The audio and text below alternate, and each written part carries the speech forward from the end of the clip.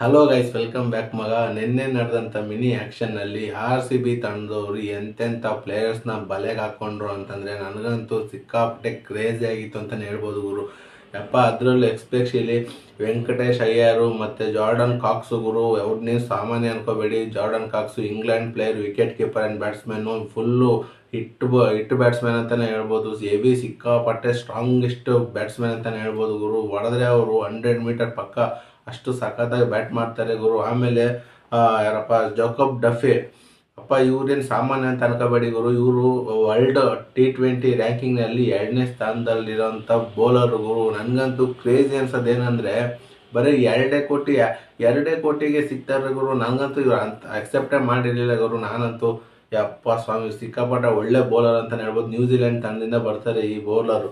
ಆಮೇಲೆ ಇನ್ನೊಬ್ರು ಯಾರು ಅಂದರೆ ಮಂಗೇಶ್ ಯಾದವ್. ಯಪ್ಪ, ಇದ್ದಿದ್ದು 30 ಲಕ್ಷ ಬೇಸ್ ಪ್ರೈಸು. ಇವ್ರನ್ನ ತೊಗೊಂಡೋಗ್ಬಿಟ್ಟು 5 ಕೋಟಿ 20 ಲಕ್ಷಕ್ಕೆ ಏನಕ್ಕಪ್ಪ ಇವು ಇಷ್ಟೊಂದು ಅಂತ ನೋಡಿದ್ರೆ, ಡೊಮೆಸ್ಟಿಕ್ ಕ್ರಿಕೆಟಲ್ಲಿ ಹೆವಿ ಸೌಂಡ್ ಮಾಡಿದಂಥ ಪ್ಲೇಯರ್ಗಳು. ನಾನಂತೂ ಯಾರ್ಯಾರು ನನ್ಗೆ ಅನಿಸುತ್ತೆ ಗೊತ್ತಾ, ಓನಾಗಿ ಯಾರ್ಯಾರು RCB ತಂಡದವರು ಈ ಹೊಸ ಪ್ಲೇಯರ್ ತೊಗೊತಾರೋ ಫಸ್ಟ್ ನೋಡೋದೇ ಯೂಟ್ಯೂಬಲ್ಲಿ ಅವ್ರ ಹೆಸರು ಹೊಡೆದ್ಬಿಟ್ಟು ಅವ್ರು ಏನು ಮಾಡ್ತಿದ್ದಾರೆ, ಹೆಂಗೆ ಆಡ್ತಿದ್ದಾರೆ ಬ್ಯಾಟಿಂಗ್. ಫಸ್ಟ್ ನೀವು ಇದೇ ಥರ ಮಾಡಿದ್ದೀರ ತಾನೆ, ನಾನು ಇದೇ ಥರ ಗುರು ಮಾಡಿರೋದು.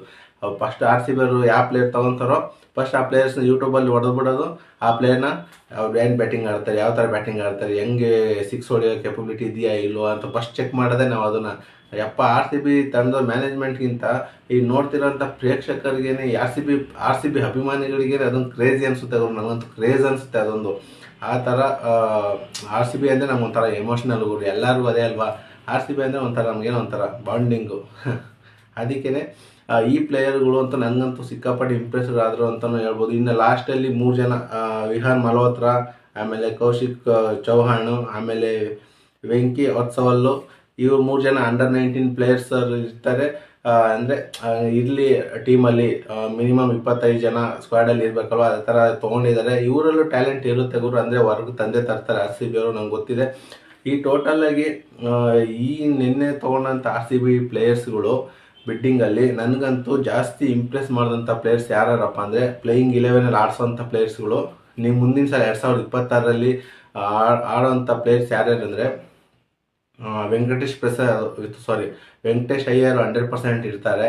ನೆಕ್ಸ್ಟ್ ಬಂತಂದರೆ ಡಫಿ. ಯಾರಿಗಪ್ಪ, ಹ್ಯಾಸಲ್ವುಡ್ಗೆ ಬ್ಯಾಕಪ್ ಬೌಲರ್ ಆಗಿ ತೊಗೊಂಡಿದ್ದಾರೆ ಅಂತ ನಾನು ಅನ್ಕೋತೀನಿ ಗುರು ಇವ್ರನ್ನ. ಯಾಕಂದರೆ T20 ರ್ಯಾಂಕಿಂಗಲ್ಲಿ 2ನೇ ಬೌಲರ್ ಆಗಿರೋದ್ರಿಂದ ಡಫಿ ಆಡ್ಸೋದ್ರಲ್ಲಿ ನನಗೇನೇನು ಡೌಟ್ ಅಂತ ಅನ್ಸಲ್ಲ.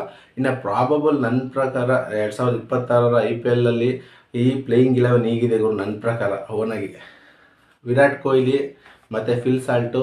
ಇನ್ನು 3ನೇ ಜಾಗಕ್ಕೆ ಬಂದೆ ವೆಂಕಟೇಶ್ ಅಯ್ಯರ್ನ ಆ್ಯಡ್ ಮಾಡ್ತೀನಿ ಗುರು ನಾನು. ಯಾಕೆ ಅಂದರೆ ದೇವದತ್ ಪಡಿಕ್ಕಲ್ ಬಂದು ನಾನು ಇಂಪ್ಯಾಕ್ಟ್ ಪ್ಲೇಯರಾಗಿ ಆ್ಯಡ್ ಮಾಡ್ತೀನಿ, ಓಕೆನಾ. ಇನ್ನು 4ನೇದು ಬಂದು ಟೀಮ್ ಡೇವಿಡ್ ಗುರು. ಟೀಮ್ ಡೇವಿಡ್ ಫಿನಿಶರ್ ಗೊತ್ತಲ್ಲ ಯಾವ ಥರ ಫಾರ್ಮಲ್ಲಿದ್ದಾರೆ ಆಸ್ಟ್ರೇಲಿಯಾದಲ್ಲಿ ಇವಾಗಿನ ಟೀಮಲ್ಲಿ.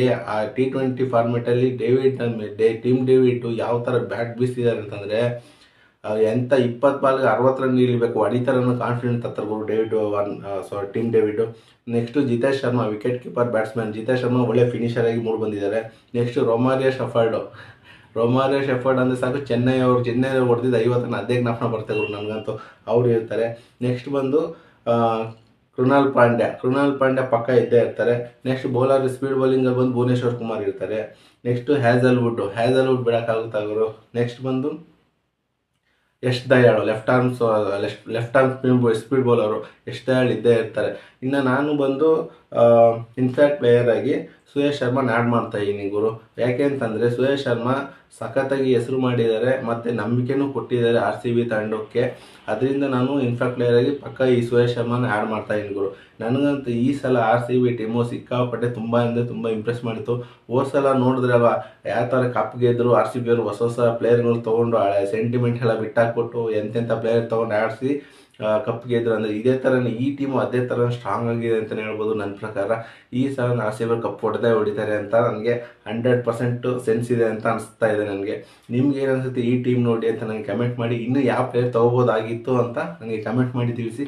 ಹಾಗೆ ವಿಡಿಯೋವನ್ನು ಲೈಕ್ ಮಾಡಿ ಅಂತ ಹೇಳ್ತಾ, ಇದೇ ಥರ ಕ್ರಿಕೆಟಿಂಗ್ ಅಪ್ಡೇಟ್ಗೆ ನನ್ನ ಚಾನಲ್ ಸಬ್ಸ್ಕ್ರೈಬ್ ಮಾಡಿ ಅಂತ ಹೇಳ್ತಾ ಈ ವಿಡಿಯೋನ ಇಲ್ಲಿಗೆ ಏನು ಮಾಡ್ತಾ ಇದ್ದೀನಿ ಗೈಸ್. ಬಾಯ್.